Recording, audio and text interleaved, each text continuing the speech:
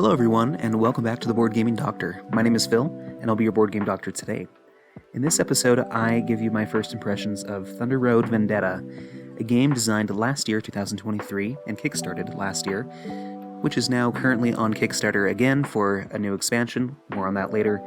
And this game is designed by Dave Chalker, Brett Myers, Noah Cohen, Rob Davio, Justin D. Jacobson, Jim Kiefer, and Brian Neff, with art from Marie Bergeron and Garrett Kaida, published by Restoration Games. This game plays 2 to 4 players, more with the expansion, and it plays in about 45 to 75 minutes. Its complexity is rated at a 2.0 out of 5. Overall ranking at the time of this recording is a 727, and overall average rating an 8.0 out of 10. A quick game overview, I won't go into all the rules, but the goal of this game is to be the last team of cars standing. Board across the finish line first with at least one of your cars. On your turn, you roll dice and assign them to your board to advance one of your cars, chosen your small, medium, or large car in the base game. And you can do other things as well with these, with the allocation of the dice, such as repairing your cars if they get damaged, launching airstrikes with choppers to damage other cars, and much more.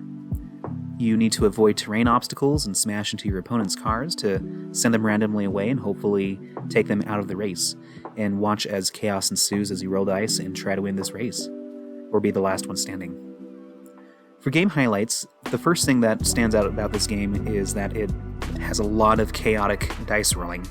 This game embraces the chaos that is set in this racing type of game, as not only are you at the whims of what you roll, but every time that you land on a spot with someone else's car, one of your own cars, or if you land on a certain terrain type, a hazard, or if you shoot another car, etc., there's some sort of dice rolling check that will resolve what takes place. And so on your turn and on other people's turns, the dice are being rolled a lot. In addition to that, there is modular gameplay, meaning that the game comes with a multitude of mini and major expansions to make the game variable, including different hazards and more hazards to put on, fire damage, customizable asymmetric player powers that includes card drafting to start the game with different abilities, new vehicles to race with, different maps that you play on, and even an expansion that lets you play up to 5 players. The reason that this game is on Kickstarter now is to promote the latest map pack and expansion called Carnival of Chaos, which features an arena-style map to play on. For game comparisons, the first game that I have played that I thought of was Dice Throne. In that game, you are rolling dice in a Yahtzee style and assigning them to your asymmetric player to try to beat up your other opponents. Sure, there's some card play and strategy that is offered, but whenever I play that game, I feel like I am reacting to what the dice rolls give me and who they tell me to attack as well, with minor decisions along the way. The decisions are very light, which is comparable to Thunder Road Vendetta.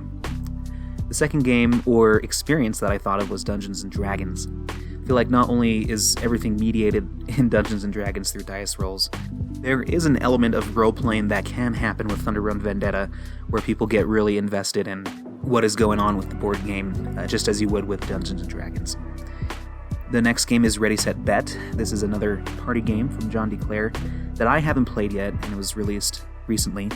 But it's a game that received a lot of hype, just like Thunder Road Vendetta, for being kind of chaotic and fun. You're betting on horses jockeying around a track with dice rolling as the major mechanism. So I wonder if the same people who enjoyed Thunder Road Vendetta enjoy Ready, Set, Bet, and vice versa. Then finally, my Uwe Rosenberg pick is Robin of Locksley. This game is a game that has not been talked about a lot. It's a lighter game that was released in 2019, so pretty recently. And I haven't played it yet, but I know how the game plays. In this game, you and another opponent, it's a 2-player game, are racing around a modular board with different objectives that you're trying to fulfill based off of the tiles that you are drafting in the middle of this board. Think of a board similar to Targi, where you have an outer board that you move your pawns on and tiles that you are drafting in the middle. The main mechanism of action with those tile drafting would include moving a pawn that you have in the middle of the board with all the tiles that looks like a knight from chess, and it moves like a knight as in chess. And so as you move around and pick up tiles of different colors and different types, you fulfill those objectives, and the first one to move around the map twice wins. And so while there is an element of objective fulfillment and kind of the Euro-style mechanisms in play in Robin of Locksley, the element of racing and trying to beat out your opponent through objective fulfillment is present, and so it's probably the closest game that I could approximate to Thunder Road Vendetta from Rosenberg's collection. Now for the peer review. So going over the reviews and comments made by players on Board Game Geek about Thunder Road Vendetta. On a whole, a lot of good things were said about this game, and for praise, this game is highly thematic that captures the essence of an 80s-style chaotic game, which it's obviously based off of.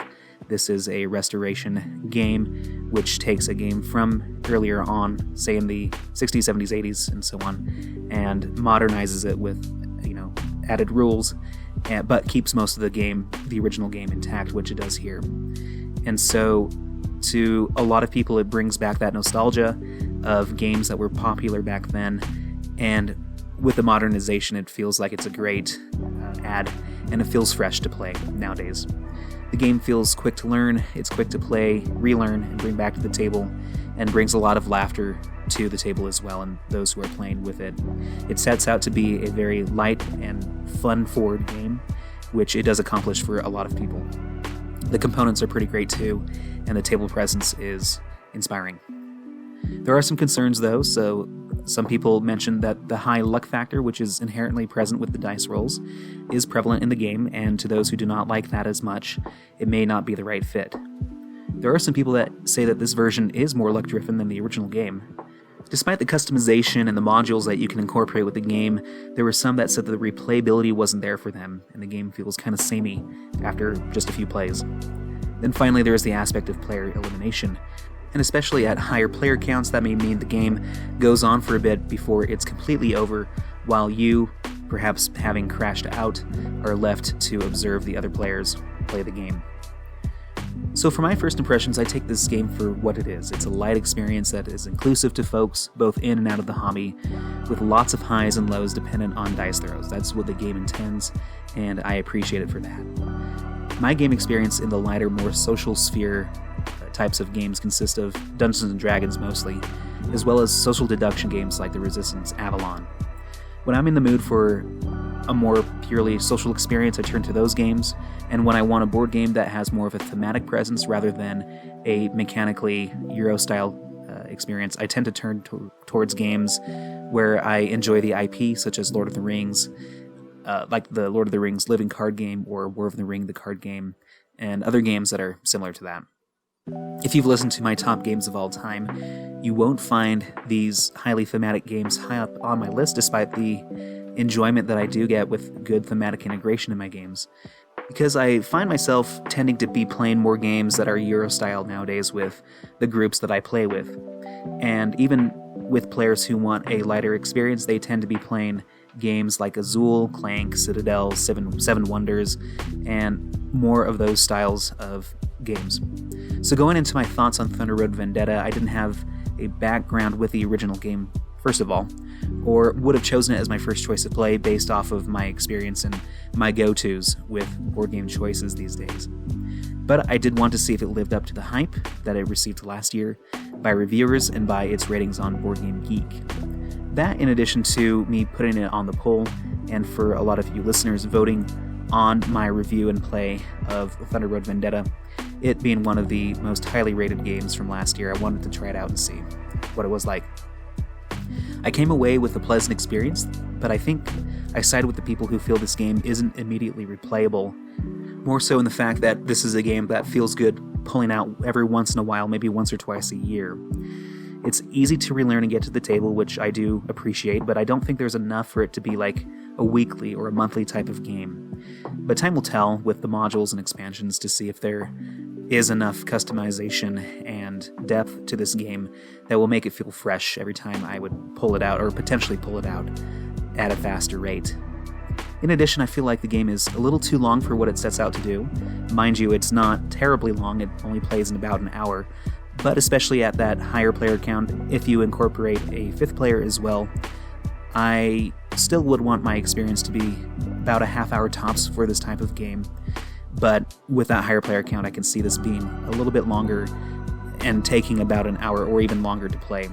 which falls into place with other dice chuckers that I have played in this same ilk, like Dice Throne, which for me personally tend to feel longer and eat up more time that I would rather be playing another game.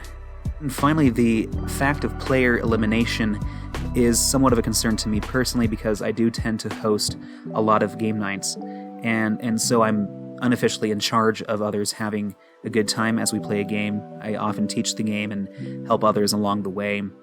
And if there was an opportunity or an event where someone was eliminated from the game, perhaps a little bit earlier on due to the luck of the dice rolls, and they had to watch us play the game for an extended amount of time, that wouldn't feel good to them, most likely, and it wouldn't feel good to me as a host. And so I tend to avoid those types of situations, even if it may not happen as often as I'm thinking it does.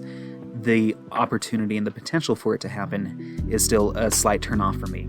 So unfortunately, this did not strike the same chord as it did for a lot of people and the majority of gamers out there who really enjoy this, both Eurogamers, heavy gamers, and light gamers alike.